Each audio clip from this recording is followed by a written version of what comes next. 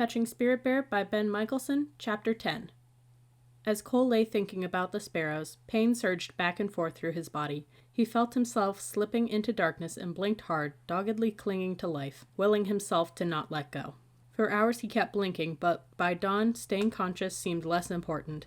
Now he hung on to the edge of existence, detached from the real world, weightless and moved by the wind. Thoughts of the sparrows disappeared. As daylight seeped through thick curtains of haze, a new pain arrived and gradually worsened until it could not be ignored. Pressure had built in his lower gut. He needed desperately to go to the bathroom, but held back, grimacing. He had no way to squirm away from his own waist. Finally, the pain became so sharp, Cole let out a deep groan. He couldn't fight his own body any longer. Painful shame gripped Cole as waste slipped from his body and a raw stench filled the air. He jerked his head and arm to drive away the mosquitoes swarming around him, but they returned instantly. Finally, he gave up. An absolute and utter hopelessness overwhelmed him. He felt like a hopeless baby, not able to roll away from his own filth. He wanted to hate somebody, to be angry, to place blame on everything and everyone for this moment, but anger took energy and Cole no longer had energy.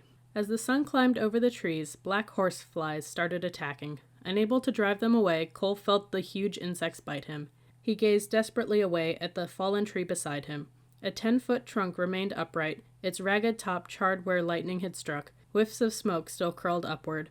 Beside the trunk lay a tangle of broken timber. Cole watched the birds flitting among the drowned branches, feeding on bugs and worms. For them, the storm was over and life continued. The falling of the tree was simply a natural reality, like the passing of another day. Cole eyed the birds as he struggled to concentrate. Something in those branches had been important. His gaze wandered to the ripped-up grass under the splintered branches and crushed boughs. What had been so important in that maze of destruction? He spotted a small, brown, fist-sized clump of twigs not 10 feet away. The nest! That was it! That was what he had been searching for. Something about the nest was important. But why? And then he found them. First one, then two, then a third, and a fourth. 4 lifeless baby sparrows scattered in the short grass where they had been thrown from their nest. Matted fuzz covered the twisted little bodies. 2 had died with their big yellow beaks open as if searching for food. The other 2 lay facing the nest, their necks reaching out. Even in death, the sparrows had strained toward their nest. They had tried to make it back to the safety of their home. Cole envied the dead sparrows. He had never really known any home. It sure wasn't the big brick building that his parents landscaped and fixed up to impress the neighbors, nor was it the empty space he returned to most days after school. Even before his parents' divorce, Cole had always wanted to run away from that place. As Cole stared at the tiny bodies, sadness flooded through him. The sparrows were so frail, helpless, and innocent. They hadn't deserved to die. Then again, what right did they have to live? This haunted Cole. Did the birds' insignificant little existences have any meaning at all? Or did his? He watched one solitary gray sparrow hopping among the broken branches near the nest. Was that the mother? Was she looking for her young? Cole licked his cracked and dried lips. At least the babies had a mother to search for them. Not even a scrawny gray bird was looking for him. Cole's eyes grew moist. He couldn't stop thinking about the tiny birds strewn in the grass. Had they suffered before they died, or did their fragile existence just suddenly stop? And what happened to their energy when their hearts quit beating? It didn't seem right that now maggots would eat their bodies, or maybe they would just rot into the ground to help the grass grow. Maybe that was the circle Edwin had spoken of. You live, die, and rot, then something else lives, dies, and rots. Cole understood this cycle. Beside him a tree had died. Already ants and bugs crawled among the cracked bark and splintered wood. For them, life went on. In a few weeks they would make new homes from the wood. With time the tree would rot and become dirt. Then a new seed would fall and grow, and another tree would push upward. Years later that tree would fall back to earth and begin the cycle all over again. Yes, death was part of living. Cole knew his own body would eventually die and decay and be reduced to dirt. That was okay. That was how the world worked. But how had the world benefited from his living? Was he no better than a tree or some weed? Was his life just fertilizer for the soil? Cole grunted angrily. He didn't want to die yet. Yes, someday that would be part of his circle. Someday he would lie in his own waste and be eaten by maggots, but not now. Suddenly, in that moment, Cole made a simple decision. He wanted to live. In death there was no control, no anger, no one to blame, no choices, no nothing. To be alive was to have choice. The power to choose was real power, not the fake power of making others afraid. Cole knew he had used that fake power many times. All of his life he had squandered his choices, wallowing in revenge and self-pity, keeping himself down. Now, as he lay near death, those he had hated were safe and warm. Those he had blamed were still alive and well. He had hurt himself most. Life was empty and meaningless unless he found some meaning. Maybe it was a vision, or maybe just a thought. Maybe a hallucination. A simple image entered Cole's mind. A tiny sparrow in a nest, helpless, neck straining upward, mouth gaping open. The sparrow Cole imagined was not angry. The young bird was helpless. It knew nothing of pride or control. It pleaded only for help, wanting nothing more than a worm brought by its mother. A worm was food. Food was energy, and energy was life. The baby begged simply for life. Mosquitoes and horseflies swarmed around Cole's face. He grunted and jerked his head. It didn't matter who was at fault for his dismal life. All that mattered was living. Cole wanted to live and once again make choices. But to live he needed food, and soon. But how? Every ounce of food he had eaten earlier lay in vomited chunks beside his body. Cole fingered blades of grass under his left hand, then broke off a few and brought them up to his lips.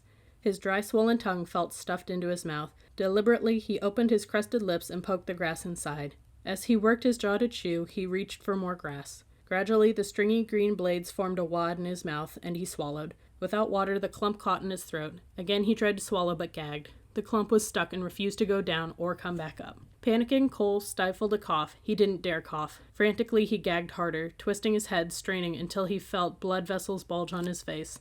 He couldn't breathe. The clump was suffocating him. Raising his head, mouth wide open, he convulsed, frantic and desperate to dislodge the grass. His body screamed for air, then suddenly, explosively, he coughed, ejecting the wad of grass. Violent pain like the claws of the spirit bear ripped at his ribs. Cole gasped and clenched his teeth, hugging his side with his left arm while his head swam in a fog. A long, grueling minute passed before the pain eased and he dared allow a shallow breath to seep past his lips. Sweat beaded his forehead. When he opened his eyes again, he glanced around and found the stringy lump of grass on the ground beside his chest. He stared. What other choice did he have if he wanted to live? Reluctantly, he picked up the wad and returned it to his mouth. This time he chewed a very long time before swallowing. He exhaled with relief when the grass went down. As he reached for more grass, he spotted a worm near his hand and grabbed it instead. The long worm bunched up and squirmed to get free, so he brought it quickly to his mouth and poked it safely past his cracked lips. It coiled against his tongue as he bit it and started chewing. The worm was easier to chew than grass and went down with the first swallow. Cole searched for another. As he searched, the rain began again. He opened his mouth and let the drops tickle his tongue. Maybe the rain would bring out more worms. The second and third worms Cole found were smaller, and he ate them quickly. His teeth crunched on dirt, and there wasn't much flavor, but he chewed as he watched another big worm creep slowly past his hand just inches beyond his reach. Failing to find more worms, he turned his attention to bugs. The ground teemed with insects, and he began putting ants, beetles, spiders, and even a fuzzy caterpillar into his mouth. With each insect, he closed his eyes and imagined a baby sparrow reaching upward with an open beak. Finally exhausted, Cole rested. Sometime later, the rain stopped, and a warm sun brought back the thick clouds of mosquitoes and horseflies. They swarmed over Cole's body as if it were a dead carcass. He tried to shoo them away with an awkward swing of his hand, but they returned before his fingers touched the ground. Dozens blanketed his bloody face, neck, chest, and arms. The only place Cole felt no bites were on his broken right arm. He raised his head to look. His right arm was shaded black with mosquitoes, as thick as hair. Cole could only stare, and finally he closed his eyes. In the darkness, he still felt the sharp bites of the horseflies, and felt the mosquitoes, dozens and dozens of tiny pins pricking him, sucking at him, leaving their itchy venom behind. If only he had the towel blanket for protection. He had no idea where the blanket was. How could he have ever tried to burn it? It would have protected him from the cold, the rain, the wind, and the insects. It might have even protected him from himself. Cole lost consciousness again. Hours later, drifting awake, Cole became aware of a tickling sensation on his left arm. He opened his eyes to find a small gray mouse perched on his elbow, working its way towards his wrist. It stopped every step to poke a whiskered nose about. Cole lay motionless as the skittish mouse ventured across his forearm and sniffed his wrist, then inched into the upturned palm. Cole held his breath. He would only have one chance. Catching the mouse would be better than a dozen worms or 100 bugs. The mosquitoes had not slowed their feasting. Hundreds covered Cole's exposed skin, their tiny torsos swollen with blood. Several landed on his eyelids, and Cole blinked to drive them away. He dared not move his hand to swat at them. Focusing his gaze on the mouse, he waited for it to take one more step. It moved its whiskered head back and forth with jerky caution, then stepped forward. Cole clamped his hand closed.